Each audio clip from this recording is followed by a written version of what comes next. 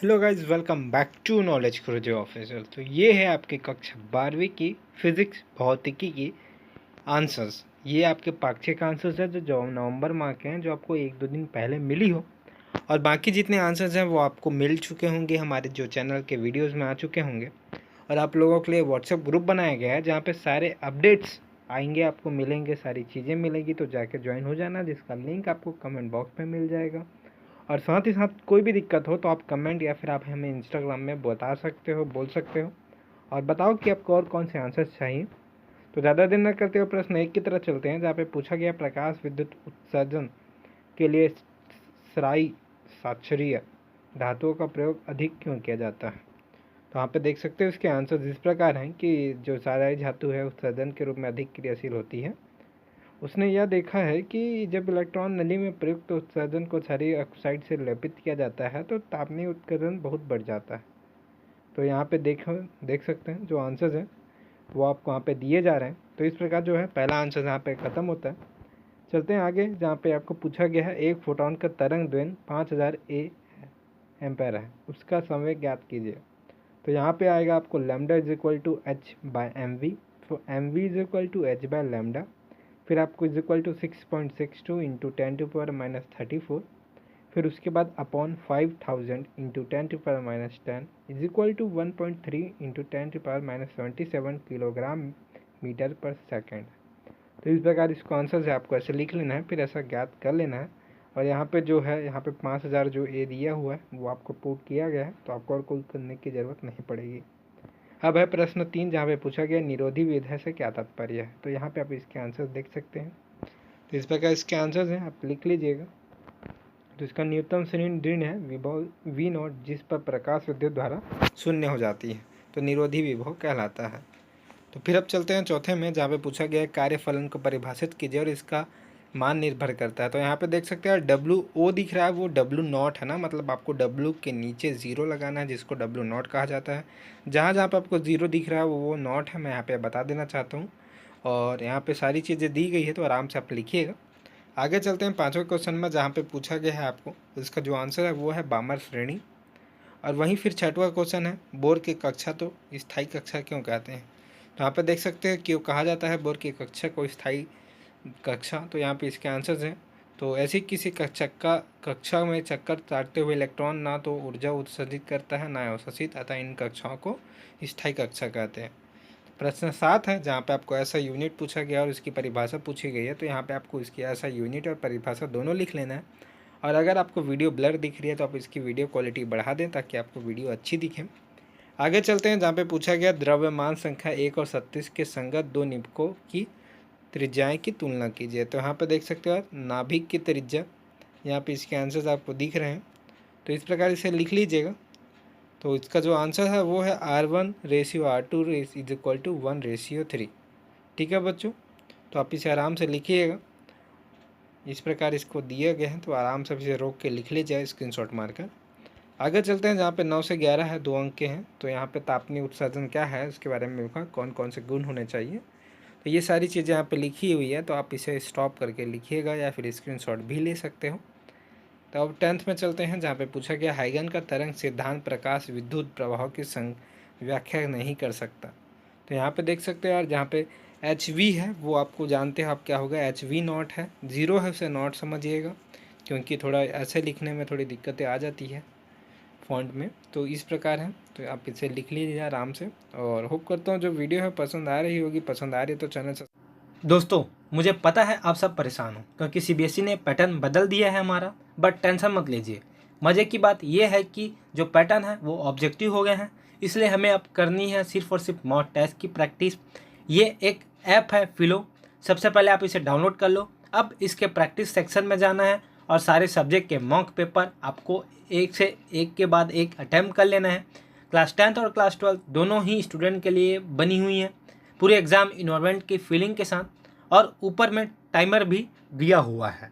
तो आपको तुरंत पता लग जाएगा कि आपने कौन सा क्वेश्चन सही बनाया है और कौन सा गलत बनाया है। हर टेस्ट की एक अपनी रिपोर्ट जनरेट होगी। और दूसरी सबसे इम्पोर्टेंट बात कि जिस क्वेश्चन में आपको ज़्यादा प्रॉब्लम हुई उससे आप इमीडिएटली अपने एक्सपर्ट से पूछ सकते हो।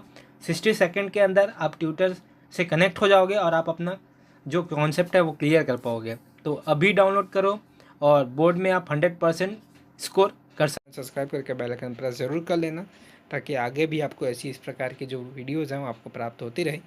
11वां जहाँ पे पूछा गया नाव की विखंडन एवं संलयन में अंतर लिखिए।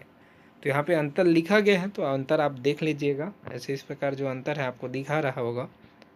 तो सारे अंतर हमने यहाँ पे आपको बता दिए हैं, तो आप इसे आराम से लिखिए। कम से कम 1 2 3 4 5 6 7 अंतर हैं, सातों अंतर अच्छे लिखिए आराम से। होप करता हूँ जो वीडियो है वो पसंद आ रही होगी आपको। तो अब चलते हैं हम 12वां और 13वां में, जहाँ पे 3 अंक के हैं, जहाँ पे पूछा गया डी ब्रोगली तरंगे क्या है और समीकरण लिखना है। तो यहाँ पे डी ब्रोगली जो तरंग है उसके बारे में लिखा गया है। अब चलते हैं समीकरण की ओर। तो समीकरण इस प्रकार है यार, आप इसे लिखते रहिए। इस प्रकार इसके समीकरण है, आपको दिखा देता हूँ। इतनी बड़ी जो है इसकी समीकरण है। तो यहाँ पे आपको लिखना है प्लांटम के क्वांटम सिद्धांत के अनुसार किसी फोटोन की ऊर्जा जो होती है वो समीकरण 1। फिर इस प्रकार जो आंसर्स हैं आपको लिखते रहना है और समीकरण को आपको समझते हैं क्या ये लंबा होता है और एक गणित की परिभाषा जैसे होती है। तो यहाँ पे देख सकते हो इस द्रव तरंग में तरंग दे लैम्डा की डी ब्रोगली तरंग दे कहते हैं। तो आप इस प्रकार इसके लिख सकते हैं lambda is equal to h/p metre. अब चलते हैं 13 में, जहाँ पे 13वां क्वेश्चन में पूछा गया है कि आपको हाइड्रोजन परमाणु के स्पेक्ट्रम की भासार श्रेणी में द्वितीय रेखांक इतना इसी प्रकार तरंग में का मान क्या होगा। तो यहाँ पे आप देख सकते हो इस प्रकार जो आंसर्स हैं आपको यहाँ पे दिख रहे होंगे, मैं आपको दिखा देता हूँ। तो यहाँ पे माना 52 श्रेणी की प्रथम एवं द्वितीय रेखा तरंग दैर्ध्य क्रमशः λ1 और λ2 है। तो आपको इसके बाद ऐसे लिखना है, जो आपको होप करता हूँ अच्छे से दिख रहा होगा। तो ऐसे लिखिएगा। इसके बाद आगे बढ़ते हैं, जहाँ पे आपको जो आंसर्स है वो दिखेगा 6562 एम्पायर।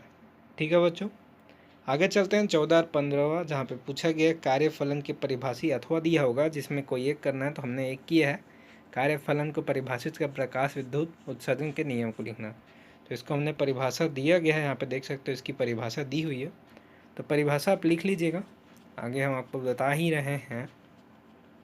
उसके बाद जो नियम है वो है प्रकाश विद्युत प्रभाव के नियम। तो नियम आप लिखिएगा इस प्रकार है, एक नियम है, 2 है, 3 है, 4 है। तो आप इसे यहाँ पर देख सकते हैं। पहला जो है प्रकाश विद्युत उत्सर्जन तभी संभव है जब किसी धातु की प्लेट पर आपतित प्रकाश की आवृत्ति दहली आवृत्ति से कम ना हो। अब चलते हैं दूसरे और तीसरे में, जहाँ पे आपको बताया गया है इस प्रकार। तो आप इसे आराम से लिखिएगा। होप करता हूँ जो वीडियो है अच्छा पसंद आ रही होगी और सारे आंसर्स हमने दिए हैं। अब बताइए कमेंट में कि आपको और कौन से आंसर्स चाहिए। आगे चलते हैं, जहाँ पे 15वां क्वेश्चन है, जहाँ पे आपको सिद्ध करना है इज इक्वल टू के बराबर है, मान इज इक्वल टू के बराबर है जो भी है। तो आपको इस प्रकार जो आंसर्स हैं वो लिख लेने हैं। मैं होप करता हूँ जो समझ आ रहा होगा। कोई भी दिक्कत है तो आप हमें बताइएगा, हम बताएंगे आपको, दिक्कत नहीं लेना आपको। तो इस प्रकार जो आंसर्स हैं आपको दिख रहे होंगे, यहाँ से हम दिखा देते हैं आपको। M we is equal to R. Hope करता हूँ आप रोक के लिखिएगा और अच्छे से लिखिएगा। तो इस प्रकार जो आंसर्स हैं वो आपके इसके कंप्लीट होते हैं।